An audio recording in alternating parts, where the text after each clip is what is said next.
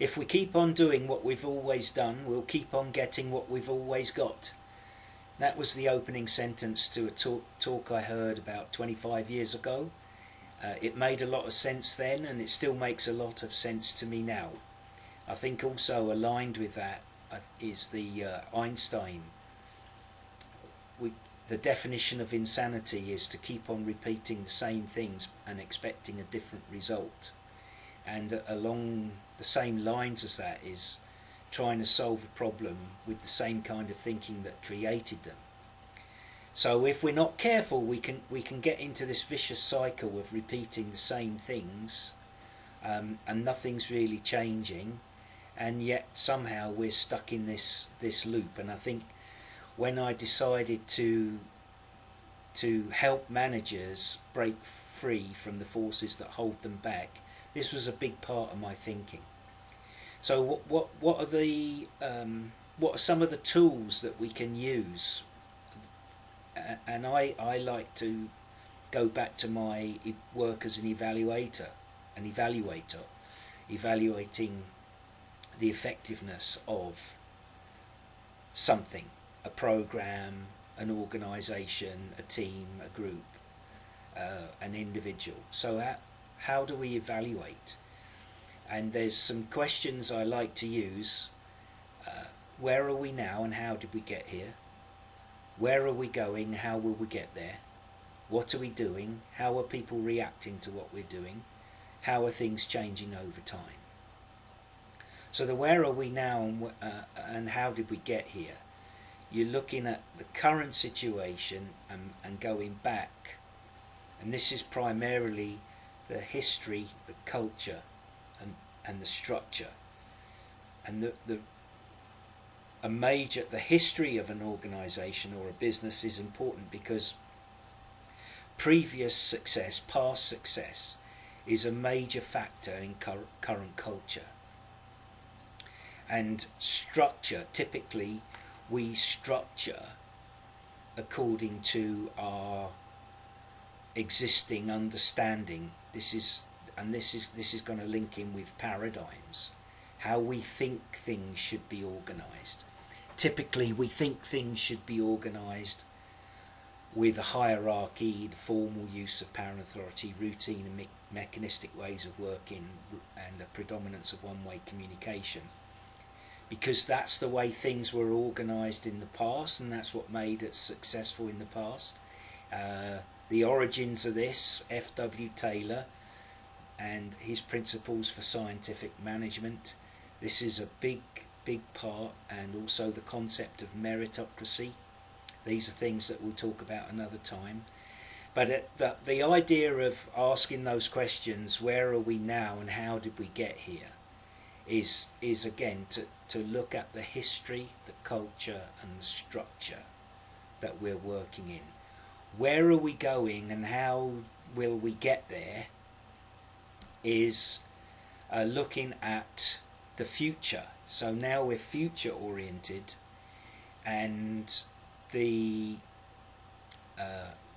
is where your 5-year goals, 12-month goals, the kind of change initiatives. One of the big things at the moment being talked about, I see a lot of digital transformation. We're going to do a digital transformation. That's going to change everything. Okay, so where are we going? How are we planning to get there? Then the next question is, what are we doing? And this is critical, because if what we're doing doesn't include everything we need to be successful, and part of what we need to be doing to be successful, I believe there has to be we have to facilitate for the unknown. I like to look at JFK's Man on the Moon speech, where he said, we want to send men to the moon and return them safely to Earth.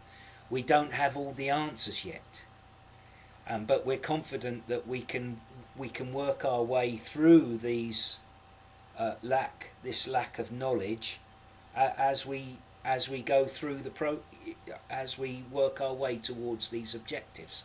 So by doing that, he'd set the scene for that not knowing not to be a something that would stop the Apollo program, but it was something that would be in the minds of everybody involved. Hey, if we hit a real problem, it's not the end of everything, okay? Because we know there's going to be things that we don't have the answers to yet, and I think that sort of openness to not knowing, not having all the answers before you start, having an end in mind but not knowing exactly how to get there,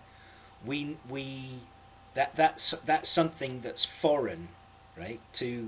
Because budgets are very tightly aligned with a plan and a strategy, whereas to say we need to allocate 15% of our money to things we don't know about yet will throw the accountants into a tailspin, okay? And the shareholders like, ah.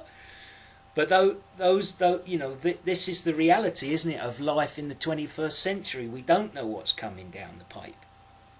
COVID's been a perfect example of that. Shouldn't have been a perfect example of it, but because people have been warning us for many years now. These kind of things can happen. Anyway, so what we're doing going to take us where we want to go?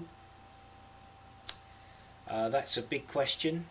How are people reacting? So the kind of changes that have been implemented in the past, what's been the reaction? Are people engaging? Are they shrugging their shoulders? Are we hearing comments like, well, that'll never work? And then the final part of this is, how are things changing over time? If things are pretty much the same as they were 5 years ago, then obviously what we're doing isn't getting us where we want to go, right? And in fact, a lot of the evidence suggests that things are getting worse. Employee engagement is dropping off, and productivity is dropping off, and profitability is under stress.